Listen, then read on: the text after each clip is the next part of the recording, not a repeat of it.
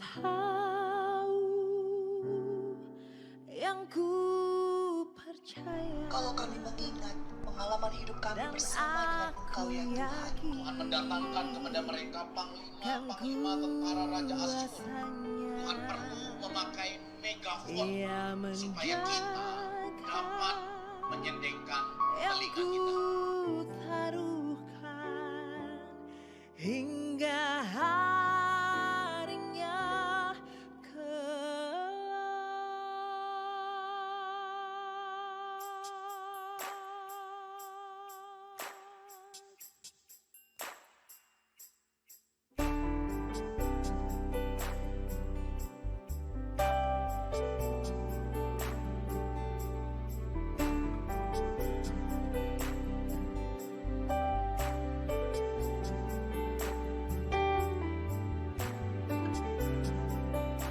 Kita memulai ibadah kita hari ini.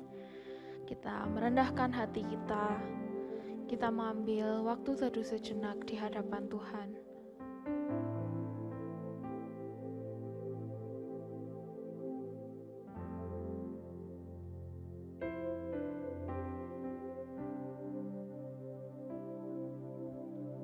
Teman-teman diminta untuk bangkit berdiri.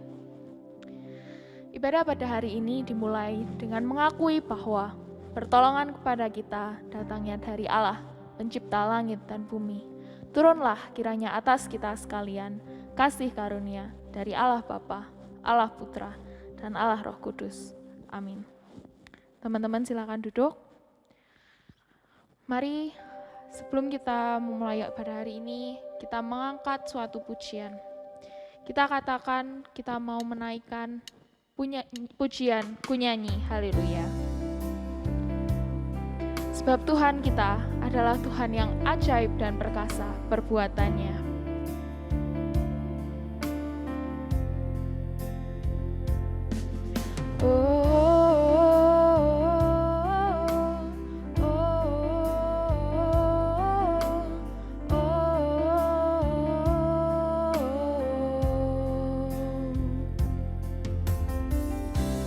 Bapakku datang menyembah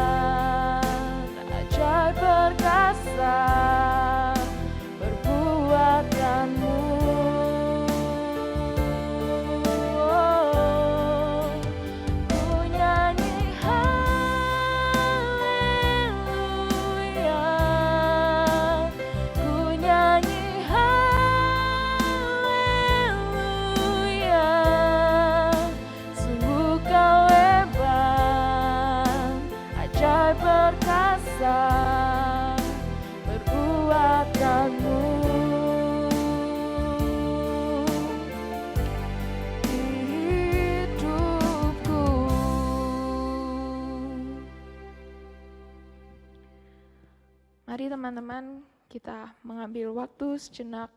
Kita mau menaikkan ucapan syukur kita di hadapan Tuhan.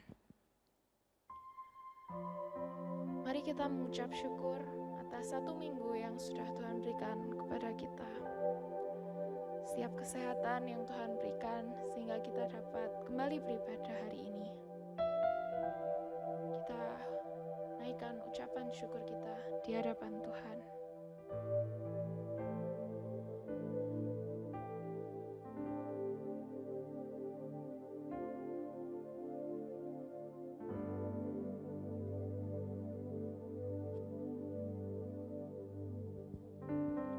Terima kasih Tuhan atas segala kebaikan yang Kau berikan kepada setiap kami.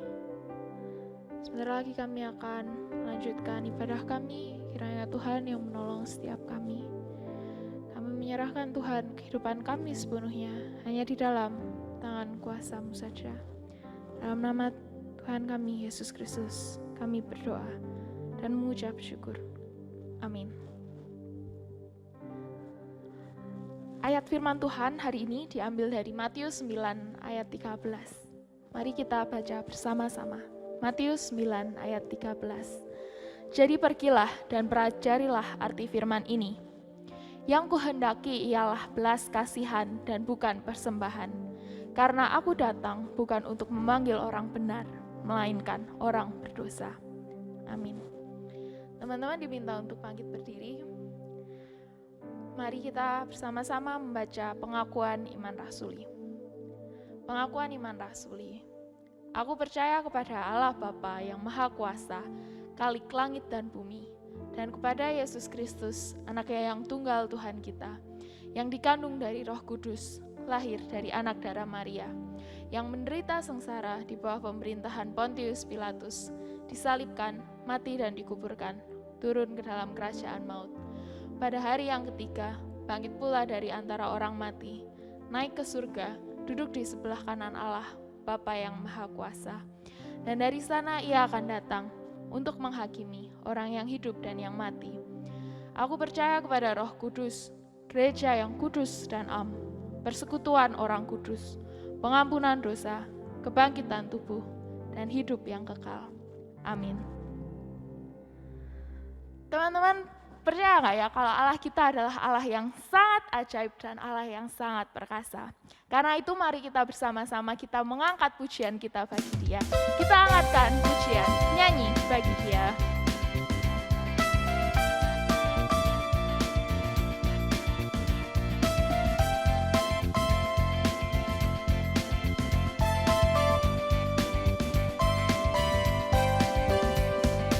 Angkatlah suaramu, puji dan serukan nama Yesus, tanggalkan bebanmu. Tak perlu kau khawatir, sebab Dia sanggup. Gerakkan kakimu, menarilah dan bertepuk tangan, bersukacitalah. Tak perlu kau khawatir, sebab Dia sanggup. Sekarang nyanyikan kebesarannya, Dia kuat dan penuh kuasa. Bersorak-sorai karena kasih-Nya, Dia datang melawat kita, nyanyi bagi Dia.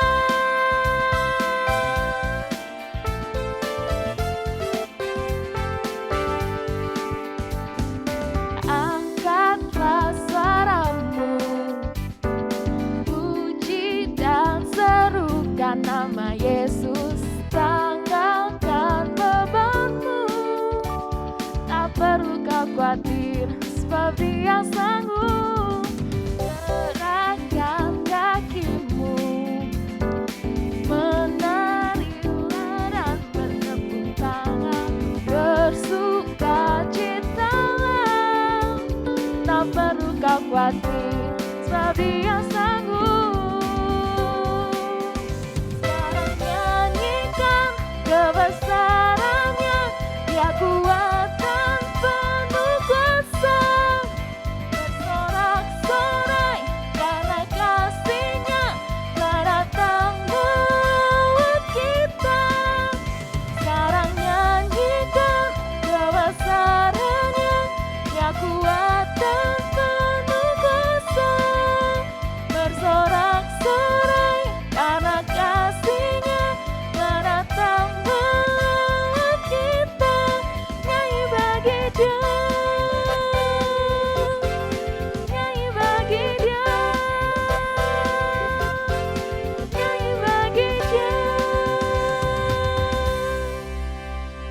silahkan duduk.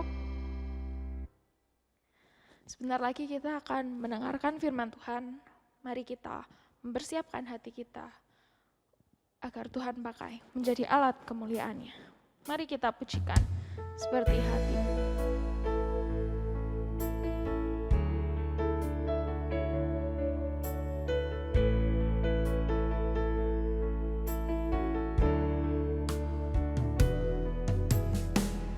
Berikan ku hati seperti hatimu, hati yang mengasihi, jiwa yang terhilang. Berikan ku mata seperti matamu, memandang jiwa yang dalam gelap. Ku mau berada dalam rencananya dan melakukan perbuatannya yang besar, memulihkan hati yang terluka, menjadi rumah bagi mereka yang lelah, membagi hidup dan milik kita bersama. Jadikan hatiku seperti hatimu, Bapa. Berikan ku hati seperti hatimu. Berikan ku hati seperti hatimu, hati yang mengasihi, jiwa yang terhilang.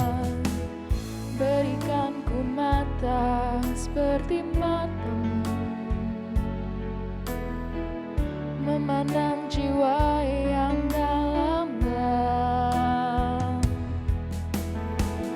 Ku mau berada dalam rencananya dan melakukan perbuatannya yang besar,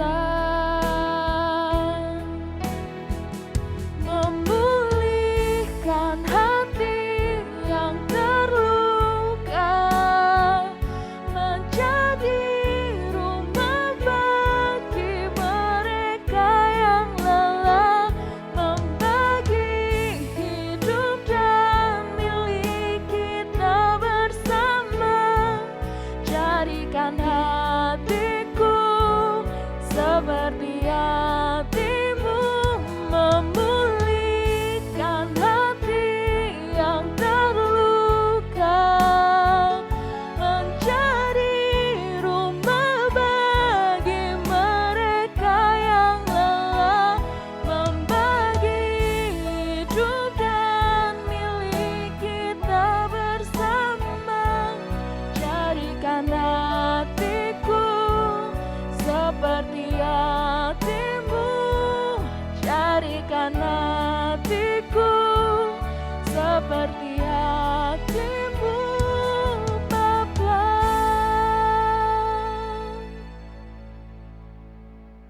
Shalom rekan-rekan sekalian yang dikasihi Tuhan. Hari ini teman-teman sekalian kita bersama-sama memasuki minggu terakhir di bulan Februari. Teman-teman sekalian, sebelum kita merenungkan firman Tuhan, mari kita sama-sama mengambil terlebih dahulu berdoa, waktu tenang di hadapan Tuhan. Kita mempersiapkan hati dan pikiran kita untuk mendengarkan firman Tuhan. Mari kita berdoa.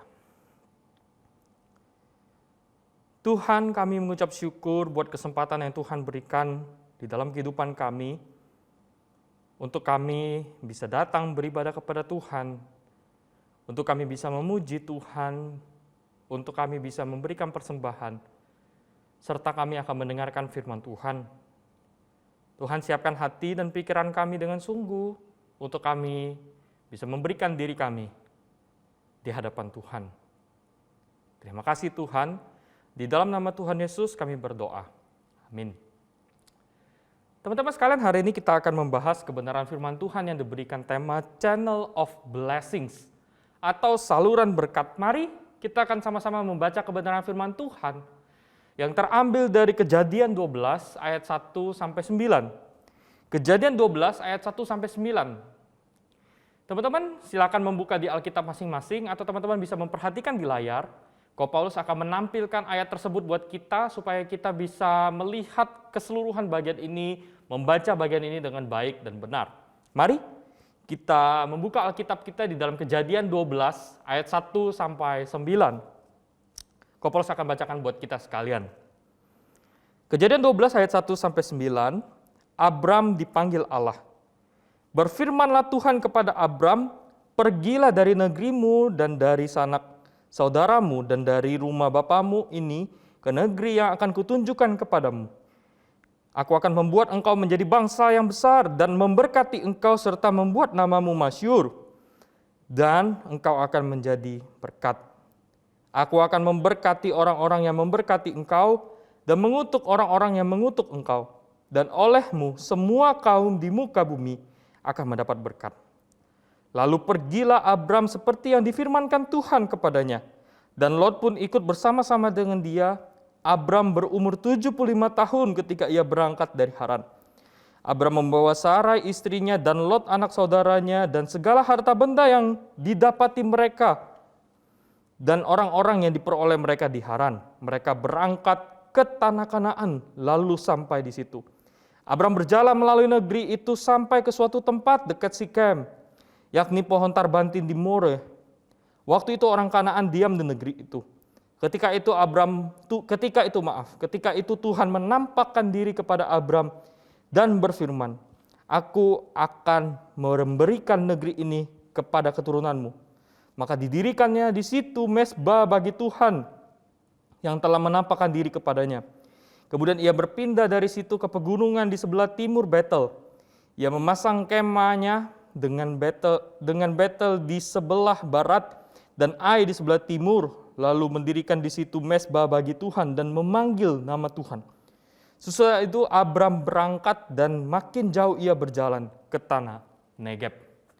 Teman-teman, sedemikian jauh pembacaan firman Tuhan. Berbahagialah kita yang bukan hanya membaca firman Tuhan, tapi kita benar-benar merenungkannya dan melakukannya dalam kehidupan kita.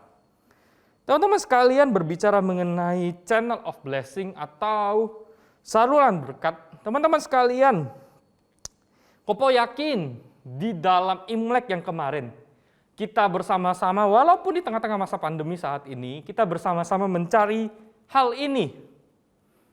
Kita bersama-sama mencari angpau. Nah, teman-teman sekalian, yang ingin Kopo tanyakan bagi setiap kita, apakah kita mengerti makna dan tujuan dari angpau tersebut? Teman-teman sekalian, apakah kita mengerti makna dan tujuan dari angpau tersebut? Teman-teman sekalian, angpau itu menjadi sebuah bentuk simbolis yang menggambarkan kepedulian kepada sesama dan menunjukkan tindakan saling mengasihi. Teman-teman sekalian, angpau itu identik dengan bagaimana orang tua memberikan kepada anak. Tapi ketika Kopo mencari tahu tentang makna dan tujuan dari angpau, Kopo menemukan suatu hal yang menarik. Ketika memasuki usia 40 tahun namun belum menikah pun juga harus memberikan angpau kepada orang-orang, kepada anak, mungkin keponakan dan segala sesuatunya. Bukan hanya sampai di situ saja, tetapi angpau itu juga bisa diberikan bukan hanya di dalam relasi keluarga, ayah kepada anak, ayah dan ibu kepada anak, kemudian mungkin om, tante kepada anak, dan mungkin kepada keponakan dan segala sesuatunya, relasi antar keluarga. Tetapi juga di dalam pekerjaan, hal itu pun menjadi suatu hal yang menarik karena angpau itu juga bisa diberikan kepada pegawai. Jadi teman-teman sekalian, angpau itu menjadi suatu hal yang sangat menarik. Bukan hanya berbicara mengenai jumlah ataupun nominal yang didapatkan, tapi sebuah tujuan untuk saling mengasihi dan memberikan yang terbaik itu satu sama lain. Teman-teman sekalian, momen Imlek itu pasti menjadi sebuah momen yang indah bagi kita untuk kita hunting angpau. Tetapi kita harus dalam lagi lebih mengerti mengenai makna daripada angpau itu sendiri. Untuk kita saling mengasihi, saling memberikan, saling memperdulikan satu sama lain. Di mana melalui angpau itu kita menjadi berkat bagi orang-orang di sekitar kita, dan kita pun belajar memberkati, memberikan kepada orang-orang di sekitar kita. Teman-teman sekalian, hidup ini kita dituntut untuk menjadi saluran berkat Tuhan. Sebenarnya bukan hanya di momen Imlek saja, atau mungkin ketika kita berbicara mengenai momen Valentine kemarin, kita mungkin mempersiapkan coklat bagi orang-orang yang kita kasihi. Bukan hanya itu saja, tetapi Tuhan menuntut kita untuk menjadi saluran berkat Tuhan di dalam kehidupan kita hari lepas hari. Teman-teman sekalian, kita sebagai orang Kristen dipanggil untuk saling memberkati satu sama lain. Kita harus belajar memberikan diri kita dengan segala hal yang kita miliki untuk kemuliaan nama Tuhan. Teman-teman sekalian, inilah yang kita akan sama-sama pelajari dari kehidupan seorang anak Tuhan, yaitu Abram. Teman-teman sekalian, kita tahu bersama Abram itu adalah anak dari Terah, lahir di Ur Kasdim, dan memiliki istri yang bernama Sarai, yang dikatakan di dalam Alkitab, dituliskan dalam Alkitab itu mandul. Kemudian pada saat itu Abram itu sedang menetap di Haran.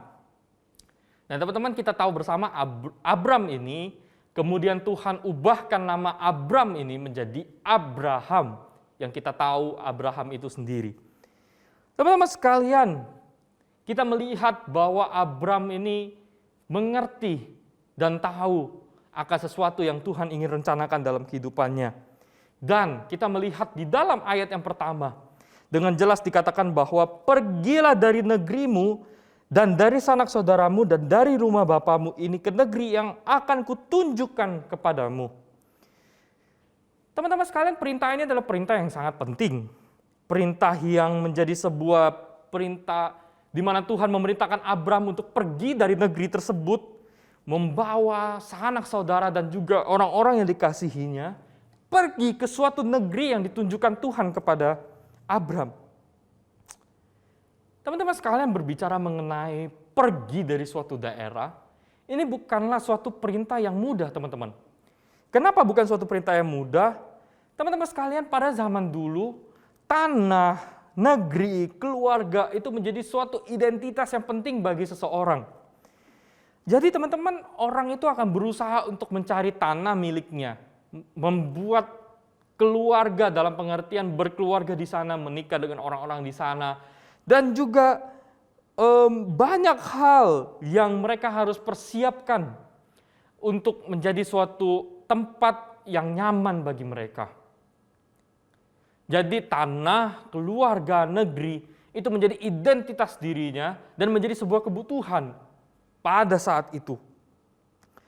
Tapi teman-teman sekalian, perintah ini menjadi suatu perintah yang sangat menarik. Karena Tuhan memerintahkan untuk pergilah dari negeri ini ke negeri yang akan kutunjukkan kepadamu. Kita melihat bagaimana suatu perintah yang sangat tidak mudah, bahwa dia harus melepaskan dirinya, dia harus melepaskan apa yang menjadi zona nyamannya, ketika dia berada bersama dengan keluarganya, ketika dia berada bersama dengan orang-orang yang dikasihi, lingkungan yang mungkin sudah nyaman. Kemudian Tuhan memerintahkan Abram untuk pergi ke negeri yang akan kutunjukkan kepadamu. Teman-teman sekalian, ini adalah perintah yang tidak mudah bagi Abram. Tetapi kita bisa melihat bagaimana Abram berusaha untuk taat.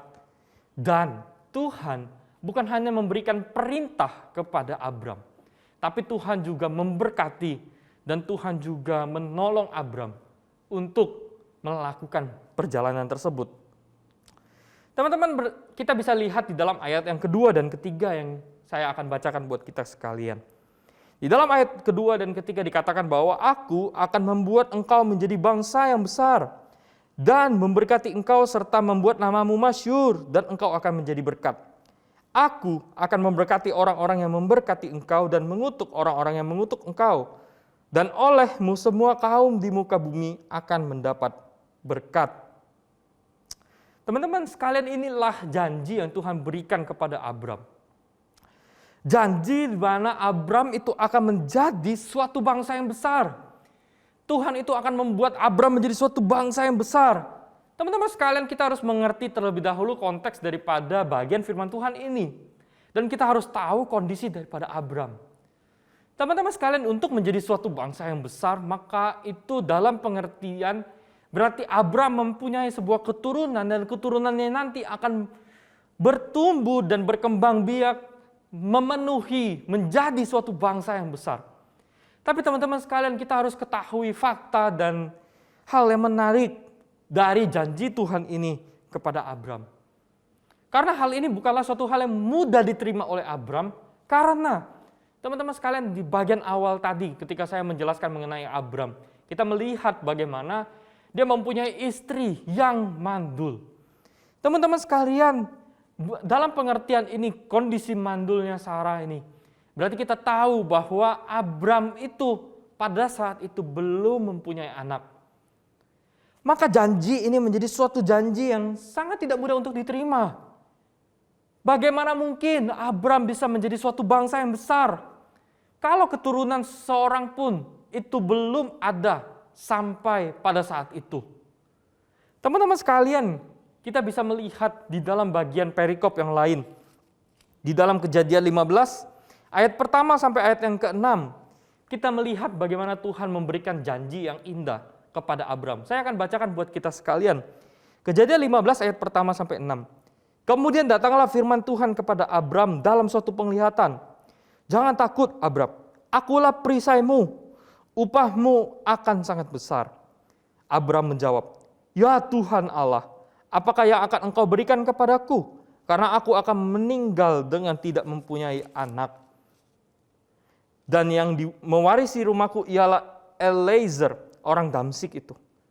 Lagi kata Abram, engkau tidak memberikan kepadaku keturunan sehingga seorang hambaku nanti menjadi ahli warisku. Tetapi datanglah firman Tuhan kepadanya demikian, orang ini tidak akan menjadi ahli warismu, melainkan anak kandungmu, dialah yang akan menjadi ahli warismu. Lalu Tuhan membawa Abram keluar serta berfirman, coba lihat ke langit, hitunglah bintang-bintang, jika engkau dapat menghitungnya. Maka firman-Nya kepadanya, demikianlah banyaknya nanti keturunanmu. Ayat yang ke-6. Lalu percayalah Abram kepada Tuhan, maka Tuhan memperhitungkan hal itu kepadanya sebagai kebenaran. Teman-teman sekalian, janji ini Tuhan berikan kepada Abram di dalam kondisi Abram yang sungguh-sungguh desperate, yang sungguh-sungguh bingung dengan kondisinya. Bagaimana aku menjadi suatu bangsa yang besar jika seorang keturunan pun saya belum punya? Tapi kita bisa melihat di dalam bagian ini Tuhan menunjukkan janjinya yang begitu indah. Buat ketika Abram melihat bintang-bintang di langit, Tuhan katakan demikianlah keturunanmu nanti. Lalu kita melihat bahwa Abram bukan menjadi orang yang putus asa. Abram bukan menjadi orang yang tidak percaya kepada Tuhan. Tetapi kita bisa melihat di dalam ayat yang ke-6 tadi. Lalu percayalah Abram kepada Tuhan, maka Tuhan memperhitungkan hal itu kepadanya sebagai kebenaran. Teman-teman sekalian, menjadi saluran berkat Tuhan, Abram itu perjalanannya bukan mudah. Tetapi Abram itu melewati tahapan yang begitu sulit. Mungkin saat ini ketika kita membaca bagian ini, kita tahu bahwa nanti Tuhan akan memberikan Ishak kepada Abram. Tapi kita harus ketahui terlebih dahulu bahwa perjalanan itu bukanlah suatu perjalanan yang mudah. Sehingga teman-teman sekalian, perjalanan percaya kepada Tuhan, untuk Tuhan menjadi saluran berkat itu memang tidak mudah. Tapi itulah perjalanan yang dilalui oleh Abram. Teman-teman sekalian, berkat yang lainnya yang Tuhan berikan, yang Tuhan tunjukkan, bukan hanya membuat Abram menjadi suatu bangsa yang besar, tetapi Abram juga Tuhan firmankan, Tuhan janjikan akan membuat namanya menjadi masyhur. Teman-teman sekalian, membuat nama menjadi masyhur, ini adalah suatu hal yang sangat kontradiktif. Dalam pengertian adalah, hal ini menjadi suatu hal yang menarik dalam pengertian kontradiktif adalah, ini berlawanan, berusaha Tuhan Yesus bandingkan, sejajarkan, pertentangkan antara bagian perikop di sebelumnya di dalam bagian Kejadian 11. Teman-teman tahu di dalam bagian sebelum ini adalah berbicara mengenai Menara Babel. Teman-teman sekalian, di dalam Kejadian 11 kita bisa melihat bagaimana di dalam Kejadian 11 ayat yang keempat dikatakan bahwa juga kata mereka, marilah kita dirikan bagi kita sebuah kota dengan sebuah menara yang puncaknya sampai ke langit. Dan marilah kita cari nama supaya kita jangan terserak ke seluruh bumi. Teman-teman sekalian, kita melihat bagaimana Tuhan berusaha mengkontraskan antara Tuhan memanggil Abram dengan kondisi bagaimana Menara Babel. Kita tahu bersama kisah Menara Babel, bagaimana orang-orang berusaha membuat sebuah menara yang tinggi mencapai ke langit. Dan seperti yang tadi dijelaskan bahwa mereka berusaha mencari nama supaya mereka jangan terserak. Tapi kita tahu bersama akhir daripada kisah tragis Menara Babel bahwa Tuhan menghancurkan mereka. Tuhan mencerai-beraikan mereka. Teman-teman sekalian, kita bisa melihat bahwa manusia berusaha mencari nama supaya mereka masyhur, supaya mereka bisa lama, supaya mereka bisa terkenal dan bertahan lama. Tapi kita bisa melihat bagaimana Tuhan menunjukkan itu di dalam kehidupan daripada Abram. Kita bisa melihat bagaimana Tuhan membuat nama Abram menjadi nama yang begitu masyhur bagi kemuliaan nama Tuhan. Teman-teman sekalian, Abram itu bukanlah siapa-siapa. Abram itu adalah orang yang biasa. Tetapi ketika Tuhan melihat hati Abram, kita melihat bagaimana Abram itu memberikan sebuah hati yang sungguh-sungguh di hadapan Tuhan. Sehingga Tuhan memberkati semuanya itu dan menjadikan Abram itu masyhur. Teman-teman sekalian, kita melihat bagaimana Abram itu bukan hanya dijanjikan menjadi bangsa yang besar, nama yang masyhur, tapi juga menjadi berkat bagi banyak orang di sekitarnya. Teman-teman sekalian, kita tahu bersama tadi, di dalam Kejadian 12 tadi, bagaimana Abram itu membawa bukan hanya Abram sendiri yang pergi mungkin bersama dengan Sarai, tapi Abram juga membawa itu Lot dan juga keluarganya untuk bersama-sama dengan dia. Teman-teman sekalian, kita tahu bersama kisah mengenai Lot ketika di Sodom dan Gomora. Bagaimana Tuhan berusaha untuk menghancurkan kota Sodom dan Gomora. Tetapi Abram berdiskusi dengan Tuhan. Sehingga pada akhirnya Tuhan berbelas kasihan dan menyelamatkan Lot dan anak-anaknya. Teman-teman sekalian, Abram bukan hanya menjadi berkat bagi dirinya sendiri dengan segala hal yang Tuhan sudah berikan. Tetapi Abram juga menjadi berkat bagi keluarga yang lain yang sedang dalam kondisi di mana tinggal di sebuah kota yang Tuhan hendak hukum. Tetapi Tuhan menunjukkan kasih karunia-Nya. Abram berdiskusi dengan Tuhan dan berhasil menyelamatkan Lotnya. Tapi kita juga bisa melihat bagaimana ketika di dalam kondisi Abram yang sedang terjepit di Mesir, di dalam perikop setelahnya, kita bisa melihat bagaimana Firaun itu berusaha untuk mengambil Sarai sebagai istrinya. Dan Tuhan pun memberikan sebuah tulah, memberikan sebuah hal yang begitu besar kepada Firaun pada saat itu. Sehingga pada akhirnya Firaun pun melepaskan istrinya dan Sarai pun kembali kepada Abram. Teman-teman sekalian, kita bisa melihat bagaimana Tuhan itu memberkati orang yang memberkati dan juga mengutuk orang yang mengutuki orang-orang percaya, terutama pada saat itu Abram. Teman-teman sekalian, Abram itu menjadi suatu berkat yang begitu besar bagi seluruh dunia. Teman-teman sekalian, kalau kita lihat dengan perjalanan begitu besar daripada Alkitab ini, kita bisa melihat melalui Abram, perjanjian covenant dengan Allah itu terbentuk, perjanjian yang di dalam ayat 1-3 itu terbentuk, Dan kemudian melalui Abram, Ishak kemudian berlanjut keturunannya. Kita tahu bersama bahwa bangsa Israel itu ada. Kemudian kita bisa melihat bagaimana pada akhirnya sampai kepada Tuhan Yesus itu sendiri. Teman-teman sekalian, berkat itu bukanlah berupa berkat materi. Tapi kita bisa melihat bahwa berkat yang dijanjikan Tuhan itu adalah berkat keselamatan yang Tuhan berikan melalui Tuhan Yesus Kristus. Melalui Abraham kita bisa melihat, melalui Abram itu kita bisa melihat bahwa Tuhan Yesus itu lahir. Dan Tuhan Yesus itu mati di atas kayu salib. Kita tahu bahwa kisah kematian Tuhan Yesus di atas kayu salib menjadi jalan satu-satunya bagi kita untuk memperoleh keselamatan dari Tuhan. Teman-teman sekalian, kematian Tuhan Yesus di atas kayu salib menjadi tempat kasih dan berkat Tuhan kepada seluruh manusia yang berdosa.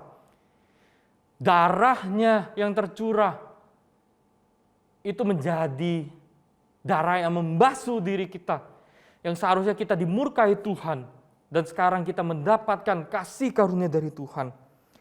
Salib yang pada mulanya menjadi tempat penghukuman Tuhan telah berubah menjadi saluran kasih karunia Tuhan, pemancar kasih karunia Tuhan, dan penyalur keselamatan bagi umat manusia. Teman-teman sekalian, kita tahu bersama akan hal ini. Melalui Abram, kita bisa melihat karya keselamatan Tuhan itu bisa ada. Tapi teman-teman sekalian, kita harus melihat akan apa yang Abram lakukan pada saat itu. Ketika dia mendapatkan janji Tuhan, pada saat itu kita bisa melihat di dalam ayat yang keempat. Dikatakan bahwa lalu pergilah Abram seperti yang difirmankan Tuhan kepadanya. Teman-teman sekalian, berkat atau mungkin hal-hal yang Tuhan berikan dalam hidup kita, itu Tuhan selalu memberikan kepada kita di dalam waktu dan rencana Tuhan. Karena Tuhan mau kita juga belajar untuk memberkati. Tapi kita bisa melihat sikap daripada Abram. Abram tidak diam di dalam janji Tuhan itu, tetapi kita bisa melihat bahwa Abram berusaha keluar dari zona nyamannya dan melangkah sesuai dengan apa yang Tuhan inginkan dalam kehidupannya. Teman-teman sekalian, bagian ini, di dalam ayat keempat ini kita bisa melihat ketundukan dan kepatuhan daripada Abram kepada Tuhan. Abram membawa seluruh yang dia miliki, keluarganya, dan segala sesuatunya kepada Tuhan. Dan kita bisa melihat bahwa apa yang menjadi zona nyamannya di kota Haran itu, kemudian dia lepaskan semuanya, dia pergi ke tanah Kanaan.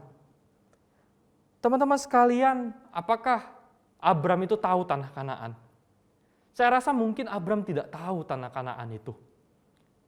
Tetapi kita bisa melihat bagaimana inilah langkah iman pertama bagi Abram untuk mengikuti rencana dan kehendak Tuhan di dalam kehidupannya. Abram mendengarkan suara Tuhan dan Abram belajar taat kepada Tuhan. Teman-teman sekalian, Tuhan punya rencana yang indah dalam kehidupan kita. Tuhan punya maksud dan tujuan yang indah di dalam kehidupan setiap kita. Tuhan mau melalui kehidupan kita, kita memberkati orang-orang di sekitar kita. Tuhan rindu kita menjadi saluran berkat Tuhan kepada orang-orang di sekitar kita. Tetapi teman-teman sekalian, kita melihat bahwa kesulitan yang paling besar di dalam kehidupan ini adalah ketidakmauan kita untuk melangkah, untuk menjadi saluran berkat kasih karunia Tuhan. Ketidakmauan kita untuk melangkah menjadi saluran kasih karunia Tuhan. Teman-teman, kita mungkin merasa bahwa kita sudah nyaman dengan semua hal yang ada. Kita mungkin mendapatkan uang jajan, atau mungkin juga berbagai macam hal yang ada. Kita merasa bahwa Tuhan, aku sudah oke-oke aja, aku sudah nyaman dengan segala sesuatu yang ada.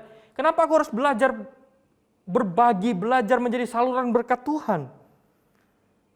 Teman-teman sekalian, firman Tuhan itu begitu banyak menunjukkan bagaimana orang-orang pilihan Tuhan menjadi alat Tuhan, memberkati negeri mereka.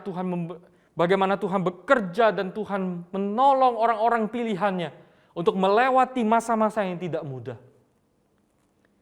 Teman-teman, banyak orang Kristen yang merasa bahwa sudah nyaman dengan semua hal ini. Tidak memerlukan apa-apa lagi. Atau mungkin saya tidak perlu belajar berbagi. Teman-teman, selagi kita masih muda, saya mau mengajak setiap kita untuk belajar, berbagi, dan menjadi saluran kasih karunia Tuhan. Seperti Abram. Abram bukan hanya mendengarkan berkat Tuhan. Abram bukan hanya mendengarkan janji Tuhan. Tapi Abram berani melangkah di dalam kehendak dan rencana Tuhan. Melangkahkan kaki iman itu bukanlah suatu hal yang mudah. Tapi kita harus belajar menjadi saluran kasih karunia Tuhan.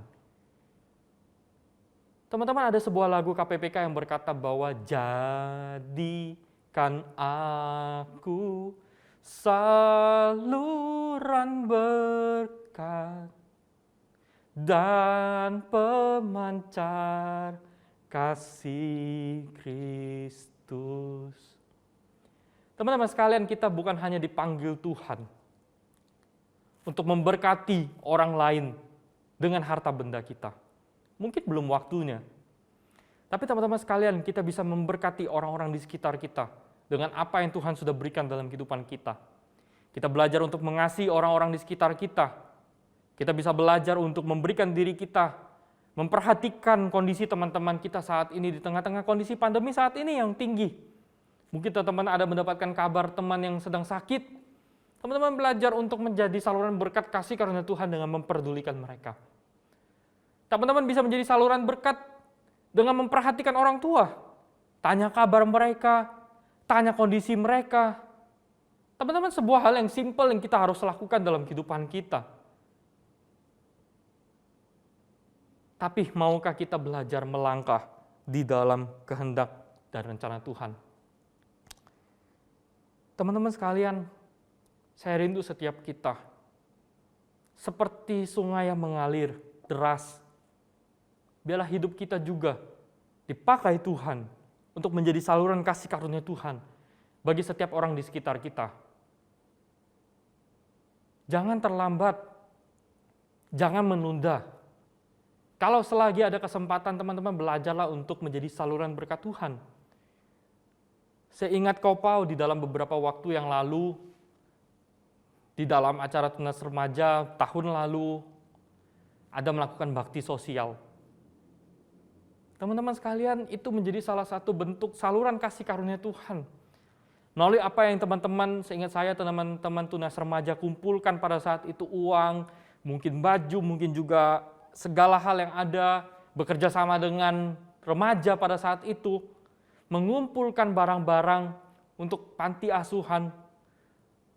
Teman-teman, itu menjadi sebuah hal bagaimana kita belajar menjadi saluran kasih karunia Tuhan. Mari, selagi ada waktu, kesempatan yang Tuhan berikan dalam kehidupan kita, kita belajar menjadi saluran kasih karunia Tuhan dimanapun kita berada. Kiranya Tuhan memberkati dan menolong setiap kita melakukan firman Tuhan dalam kehidupan setiap kita. Mari kita berdoa. Tuhan, kami mengucap syukur atas segala hal yang Tuhan sudah berikan dalam hidup kami. Tuhan, ajarkan kami untuk menjadi saluran kasih karunia Tuhan di dalam kehidupan setiap kami. Tuhan tolong, Tuhan sertai, Tuhan kuatkan kami. Di dalam kelemahan keterbatasan kami, Tuhan pakai kami untuk menjadi alat kemuliaan bagi nama Tuhan. Terima kasih Tuhan, kami serahkan diri kami ke hadapan-Mu. Di dalam nama Tuhan Yesus kami berdoa. Amin. Tuhan Yesus memberkati.